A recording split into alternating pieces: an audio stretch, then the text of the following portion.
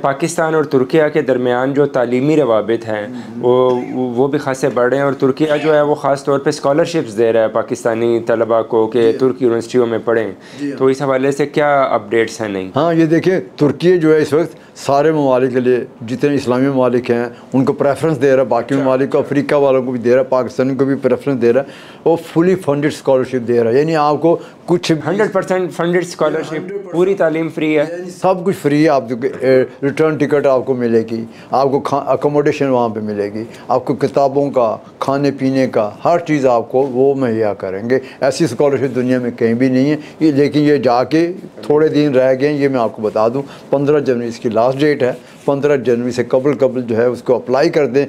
ترکی بورسلر، یہ ترکی اسکالرشپ، ترکی لکھنا، ترکی لکھیں گے تو نہیں میں آپ کو آئے گا، ترکی اسکالرشپ لکھ دیں گے، ترکی بورسلر لکھیں تو پھر جو بھی آپ کا فیلڈ ہے اس کو سلیکٹ کر لیں اور پھر آپ کو اسکالرشپ میرٹ پہ آتے ہیں۔ تو دوسرا یہ بتائیے گا کہ ملازمتوں کے حوالے سے، روزگار کے حوالے سے، بزنس کے حوالے سے اپرچونٹیز ہیں، یا ترکی بھی بس مہنگائی کی چکی میں پس رہا ہے اور ابھی وہاں پہ اپرچونیٹیز نہیں ہیں؟ ہاں، وہ آپ یہ تو سوچیں گے، وہ آپ کو سرکاری اداروں میں کوئی ملازمت نہیں ملے گی ایز اے فورنر، کسی کو بھی نہیں ملے گی وہ۔ ہاں، ٹی آر ٹی ورلڈ میں اس طرح کے اداروں میں شاید ہو سکتی ہے، میڈیا کے علاوہ۔ ہاں، میڈیا کے علاوہ آپ کسی کو سب سے پہلے آپ کو ٹرکش آنا ضروری ہوتا ہے۔ انگلش میڈیم کے کوئی ادارے ہیں ٹی آر ٹی ورلڈ جیسے، لیکن اگر